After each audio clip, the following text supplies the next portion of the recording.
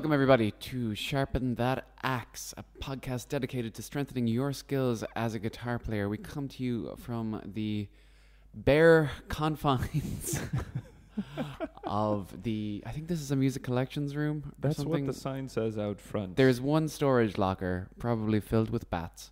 So let's not open it. But it's very depressing. It's just over there.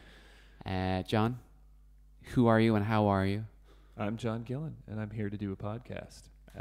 Doing all right. Better this week because I haven't done anything regarding the Masters. How about yourself? Masters? What Masters? What Masters? And for those of you who are checking in for the first time with us, welcome to Sharpen That Axe. John, can you tell us a little bit about what you do musically?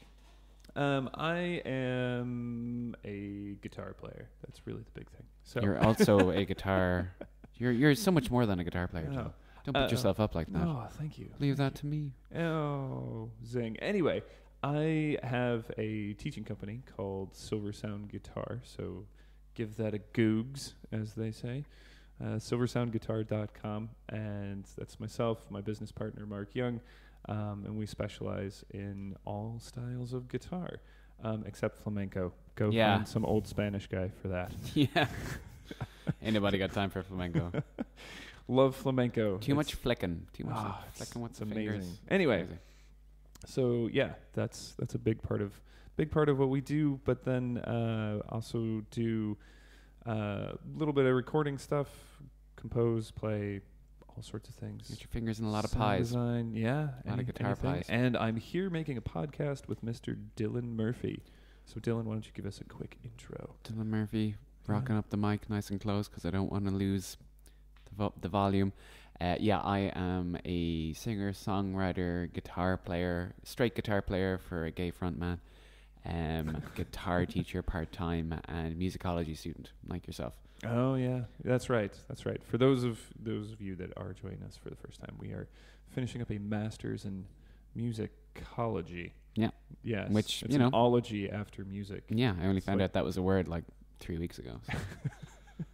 So. And the master's is almost done. But it is almost done. Yes, absolutely. So today we are going to start with, as we always do, for episode 7. Hey, seven. Can you believe it? It's been 7. We're more than halfway there to 12. Are you going to do that every week? Ridiculous. Just these last, just one more time. One more time. Let's save it for the prime numbers. So we're going to start, as we always do, with pedal talk. So this week on Pedal Talk, we are talking about the essential pedals to have on your board. Now, that's a very bold statement because every genre of music would probably require a different pedal, but we're talking about the bare minimum of what you should have. Now, this is controversial, somewhat. Would you agree? Yeah. Even individually, we would have different things, but this is inspired by a video I saw on YouTube by this guy named Philip McKnight. Do you know him, John? I don't. Tell me about him. He's basically a gearhead and guitar player from, I think, the American South, judging by his drawl. But makes really nice, kind of concise, very cohesive videos on YouTube about gear and how to use it. And he does a lot of Q&As, and he's really approachable. Big, jolly fellow. Cool. So one of his videos that caught my eye and forced me to subscribe to his channel because I wanted to see more was Yes, I was like, I need to. Just finger uncontrollably hovering towards the subscribe button. About the 4 pedals every guitar player must have on their board. Now, I'm going to say what he says. Just 4. Just 4. Not counting a tuner. Okay. People, if you don't have a tuner, buy a tuner. I have been to too many gigs where adults, grown men and women, hashtag feminism. You should oh my gosh. Yeah, and get a tuner. Yeah, or the bass player. There's always that bass player friend of yours that goes, "Can I borrow your tuner?" I can't hear it when I'm tuning off my phone. Don't tune off your phone. Buy a pedal. They're not that expensive. Oh, or even a little like snark thing. Yeah, headstock tuner. It's $20. 15 beans. Yeah. So not counting a tuner pedal, the 4 pedals that he says you must have. Now, I like the logic that he has behind them, but I'm going to bounce them off you and see what you make of them. Maybe we can get a little bit of let's get that list. A dialogue going. Okay, so number 1, he says, now, I agree with him with this because he says a scenario that I can completely relate to, but it's the wah, the humble wah. And he says that you are not a guitar player until you've bought a wah pedal, found that you have no use for it, sold it, and then finding yourself wanting to buy it again because, hey, Suddenly there's a lot of... There's truth in that. There is truth in that. So I have a wah pedal, and I thought it was broken for a very long time, but it turns out that I was just using cheap batteries, and I did not like that. Shout out to the Tiger store. Wouldn't be the first time. No. So I find plenty of use for my wah for whatever. I don't go full Kirk Hammett on it, but John, would you say that this is a pedal board essential, yay or nay? Oh, By the way, Philip, if you're listening, we love your work. Keep making videos. Yeah. Great. We're just getting a dialogue going.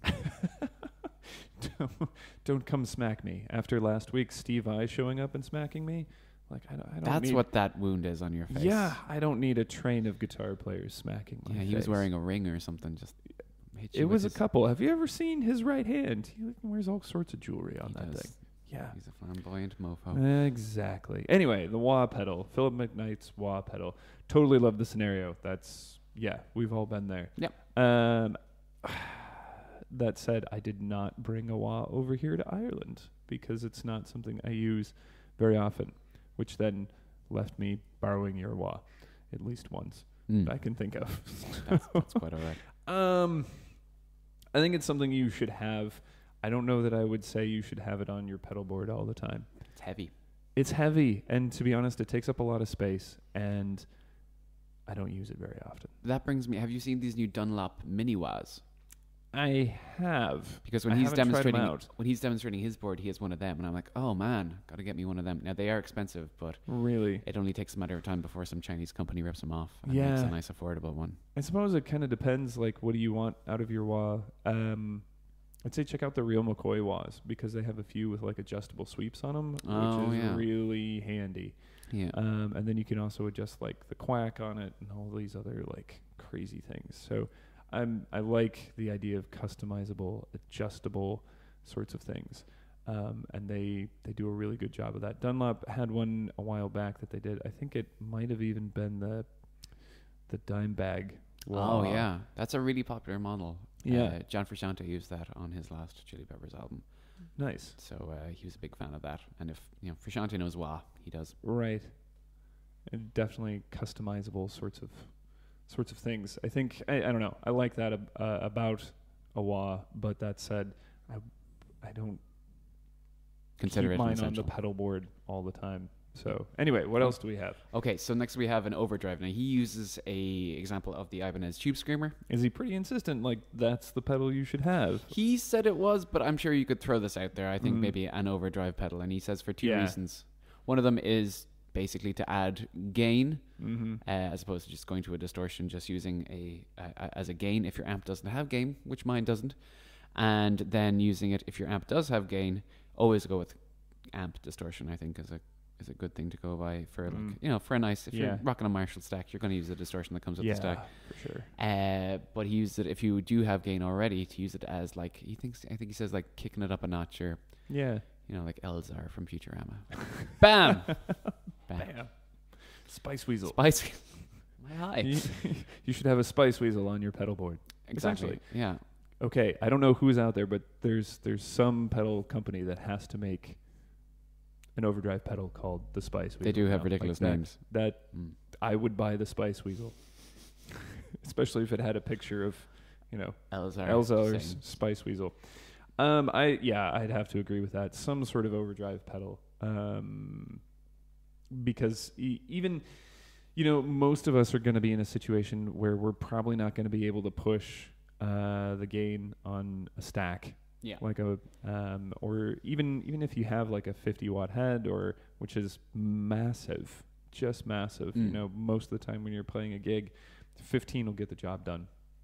But that said, it's nice to have those 15 watts can really have a really great clean tone on them too. Mm-hmm. So unless you have a wall of amps behind you, which maybe you're fortunate enough to do that, but if it's a small gig, I think that distortion or the overdrive, excuse me. I think the overdrive. Shut your mouth.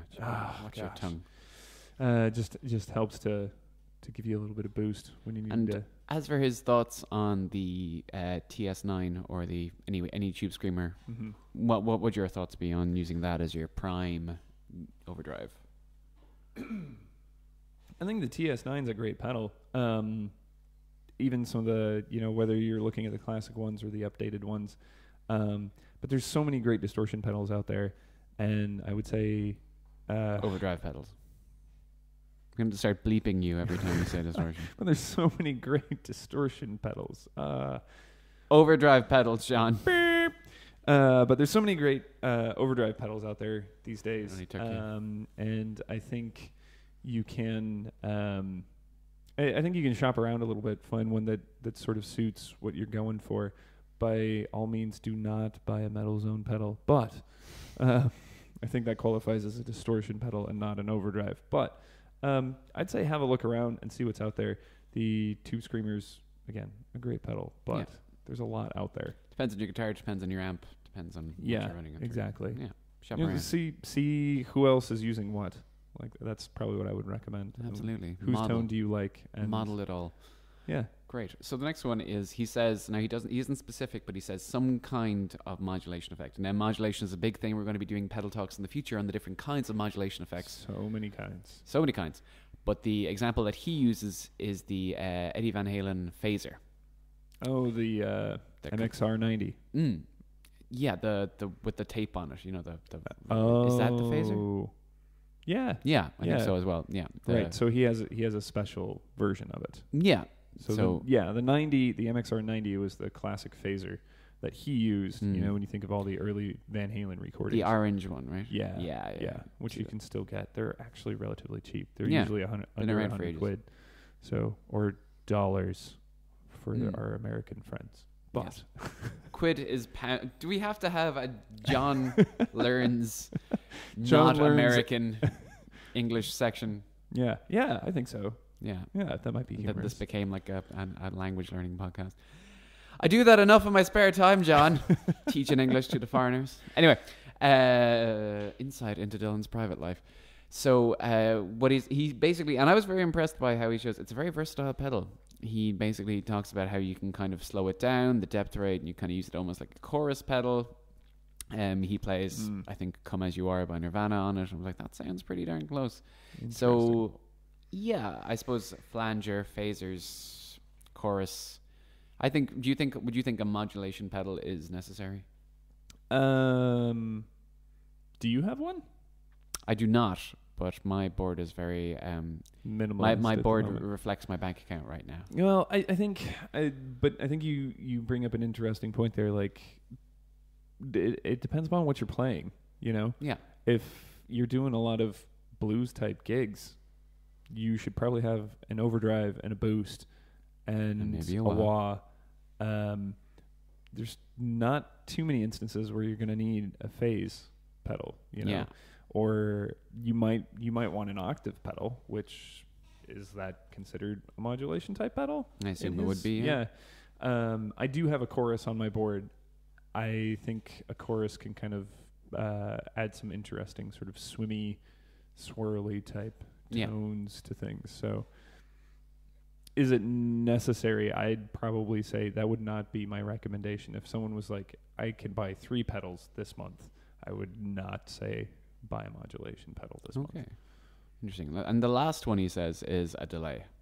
Yeah. Now, it's kind of a no-brainer. I mean, a load of guitarists, if you ask them, they asked Rory McFryers from So I Watch You. He said a delay would be his one Desert Island pedal. Well, shoot, he's got like 4 on his board. Yeah, he said a good delay pedal, is worth a lot. And John Petrucci said the same thing. Yeah. So yeah, even for the versatility. Yeah, thoughts? Absolutely. One of the things that I think is interesting about that is it's delay and not reverb. So again, you might consider what type of music do you play. I think primarily for something like blues, you might consider a reverb over a delay pedal. But then it depends upon what amp you're playing out of, because there's plenty of great amps with good reverb these days. Yeah. Some of them, like a traditional AC-15 or an AC-30, the reverb can be a little squirrely. But to be honest, I didn't have a reverb for a long time because I was playing through an AC-15. Yeah. And I didn't want to drop the cash for a really good reverb pedal. That's fair. But I did have a delay. So I think for most people, particularly if you're either a pop guitar player or someone who's just wants to shred. You think of all the 80s delay, chorusy, The massive sounding. stadium arena kind of big like sound. Def Leppard type sounds. Like that's all delay and chorus stuff. Yeah. It's just massive. Adds a lot. So yeah, I'd agree with that. I think really for me, the only thing that I sort of disagree out of those four would be the wah. Ah, okay. So Yeah. those are your three. If you could add or take away. In place of the wah, not counting a volume pedal. I think everyone should have a volume pedal. Do you? Maybe. We'll talk about that another week. Because Put it on the list. I think your volume pedal can essentially substitute as a boost. So if you, I tend to keep my guitar most of the time on 10, and then I use my volume pedal to essentially push that through a little bit more. So boost pedals I think are good. It's becoming increasingly popular to have a looper of some kind, and they're actually getting cheaper and cheaper. They are indeed. You can get the little mini loopers now as well. The dittos. Yeah, stuff, exactly. Which are, what do those run? Like $80? Yeah. Something like that. Depends Yeah. on what you're doing. Paul Yeah. Gilbert swears by them. So the wah would probably be the one I'd disagree with, but then, I don't know what I'd think of that. I would say you have to have this to replace it. Yeah, I'd have to. I don't think I've got Mull it over. enough. Yeah, exactly. We'll catch up with you again next week on that. So, because we have gone a little bit over time with our pedal talk, we're going to do maybe 2 or 3 points for today's topic, which is getting out of a rut, our playing corner topic. So, John, tell us, for getting out of a rut, common problem with you? Oh yeah, yeah. I think it's for everyone. I mean, doesn't make you any less of a man. It happens to everyone. I swear, it's never happened before. I don't think. I think what happens is most of us will find something that we're learning, and we kind of hit a plateau on it, and we either don't know what to do with it, or we realize we're playing the same scale shapes over and over again, or we're playing the same riff over and over again. So what do we do to get out of that?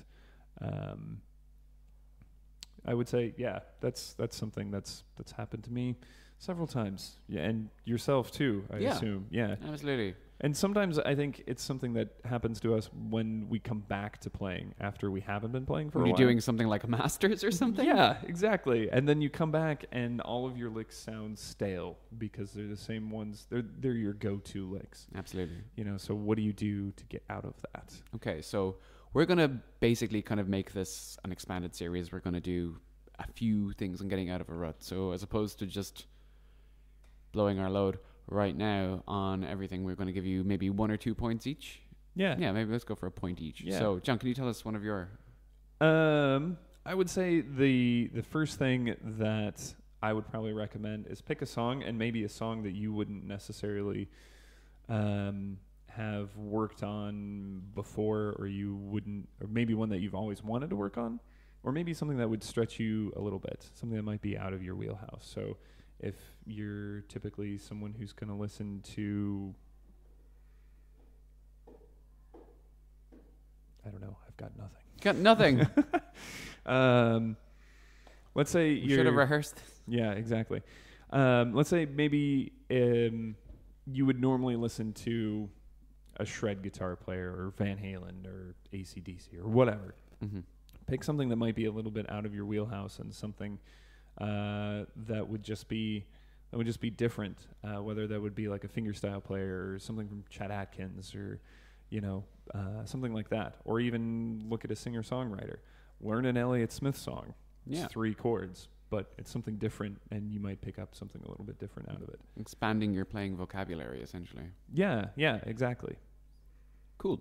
Well, I will give you one of mine, which is last year I was playing a lot of music, but I wasn't really learning anything, and I decided to get a lesson, and I found that maybe getting a lesson or a perspective from a new player was really, really beneficial. I was kind of really frustrated with the old pentatonic box thing, and the first thing this guy said to me was, "Oh, have you tried using arpeggios for solos instead of scale patterns. Oh, that's brilliant. Yeah. And it just changed everything. Like right up to today, I was learning a load of new songs that I'm playing for a gig next week. And I just took the chords and I just improvised over the arpeggios for them. And it was great. Yeah. Screw you, pentatonic box. I've moved on to someone new. So yeah, getting a lesson can be really, really beneficial. Right. And something you said there at the beginning of that statement about kind of meeting other guitar players. I think playing with new people, find somebody else to connect with, another guitar player even, and just be like, hey, how do you do that thing you do? Or what are you thinking about over this chord change or whatever? Or even just pick their brain a little bit on what they've been practicing. Oh, hey, I've been practicing arpeggios. Interesting. Tell me about how you're using those. What do you mean by arpeggios? Is it 3 strings, 4 strings, 6 strings? Are you sweep picking them? Are you finger picking them? Like, what are you doing? And that kind of sparks a conversation, gives you something new to think about in terms of your own playing, and hopefully you make a friend out of it. You play some music. Adds the social element to it. Yay, which is why we do this in the first place, right? Absolutely. You're only going to get so far playing guitar in your mom's basement, as I said. So now we're going to move on to what we've been learning. So I'll go first. I am launching, well, it's not my album per se, it's the album of a good friend of mine and a very, very talented singer-songwriter, musician. Stephen Sharp is launching his debut album next week, which we recorded a very long time ago. And it's called Shut Up, Dylan, which is referring to me asking lots of questions about when the album is going to be out. So this is him essentially putting me in my place. But it's a lot of rock songs and storytelling, and I think it's got some of the best guitar work I've ever done in it, particularly on the last song. So I'm currently learning all those songs again because it's been a while since we've had a gig and I've been up to my eyelids in this Masters. So it's great. We had a first rehearsal for the first time the other day and it was great. So I've been basically going back through, how the hell did I play that? So what, when is it? Where is it? We are launching the album for free. The album itself is €10, but we are having a free event to launch it in the Roisin Dove at 9 p.m. on Friday the 5th of May. Bring whoever you can. We're going to pack the place. Hopefully make some money back because album making is expensive. You can own a copy of an album that tells me to shut up on the cover. I think that's priceless. Yeah. Can't put a price on that. We can, €10. Is there some internet's information? Absolutely. Look up Stephen Sharp Music, SHARPE. And we also have a single from it out now, which is called Work! Mark. Is it on Spotify? It's on Spotify. The album will be on Spotify also. Is there a video and all those fun things? We have loads of stuff from gigs. The gigs are fun, and this will be the last time that we're playing these songs for free in Galway. So, oh man, okay. So come on down.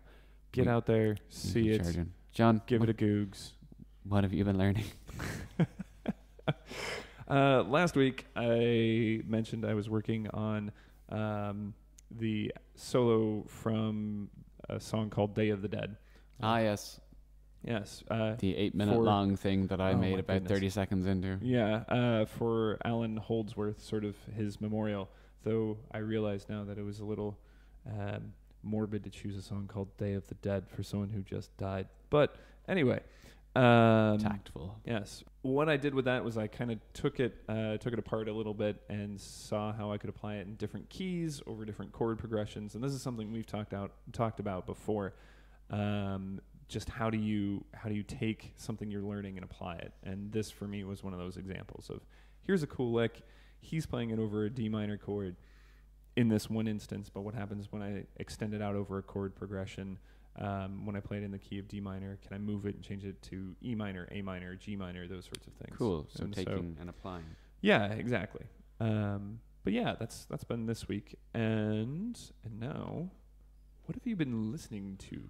I've been listening to a lot. Murphy. I found myself, we talked before in class actually about listening guilt, about not spending time listening to music, and I'm feeling a lot of listening guilt right now.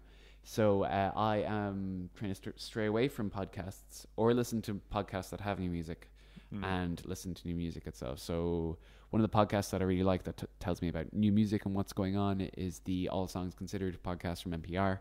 Listened to it this morning. They had new Shaky Graves. They had new War on Drugs. Some of my favorite artists are bringing out new music. So I find that's a really good way of doing, basically catching up on new music. I also have a little log in my diary where I basically try and listen to a new album, twice in one day. And if I do, I can put a big tick beside the day. So twice in one day. Twice in one day. If you can try and get it done. Oh, what am I listening to today? I am listening to an album by a band called Khruangbin. Khruangbin. And it's called The Universe Smiles Upon You. My local barista recommended it to me, and I'm enjoying it immensely. It's nice, soft, kind of surfy, instrumental music. How about yourself, John? I have been checking out a guy by the name of Delicate Steve. And where did you learn about this Steve of Delicateness? I learned about Delicate Steve from Mr. Dylan Murphy. Right here, not right sitting a million miles away from me.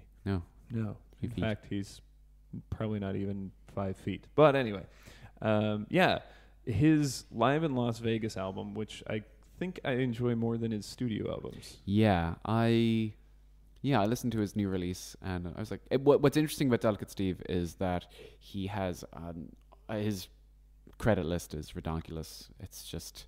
Tell me about that. It's like Mac DeMarco and Paul Simon. He's on the last Paul Simon album. No kidding. Which I really, really enjoyed. Stranger to Stranger. Right. Paul Simon himself is a great guitar player as well. But yeah, he does all the guitar parts on it, and he was talking about the recording process and how he just try all this instrumental stuff and weird stuff with slides, and so he plays a lot of slide. Yeah. So I checked out his own newest album, and I liked it for what it was. It's instrumental guitar music, but it's not shred. Yeah. It's very much more delicate. Yeah, I would say his latest album, the melodies kind of run together a bit. Yeah, it's like they're kind of the same. Yeah, it's like writing a pop album, but instead of a pop vocal, you're playing it on guitar. Right. But that said, I really enjoyed the Live in Las Vegas album. I should check that out. Any particular songs or anything? Yeah, there's one song called Proud Elephants. Or no, Don't Get Stuck. And then in parentheses, Proud Elephants. Ah, right. So I don't know if this is elephants getting stuck in mud or something. It's quite the visual. It's huge. Like, the song just sounds like a bunch of elephants stomping around, and it's massive. And sometimes you need to just listen to the live stuff to really get a feel of what a guitar player is doing. Yeah. And yeah, cool. Well, I will definitely check that out. I suppose that's us wrapping up for today. I think so. I think that's a good amount of time that we've talked about guitar today. Looking at his watch. Yeah, so next week we might have something a bit different for you. Ooh. Stay tuned. Stay tuned and stay sharp, my friends.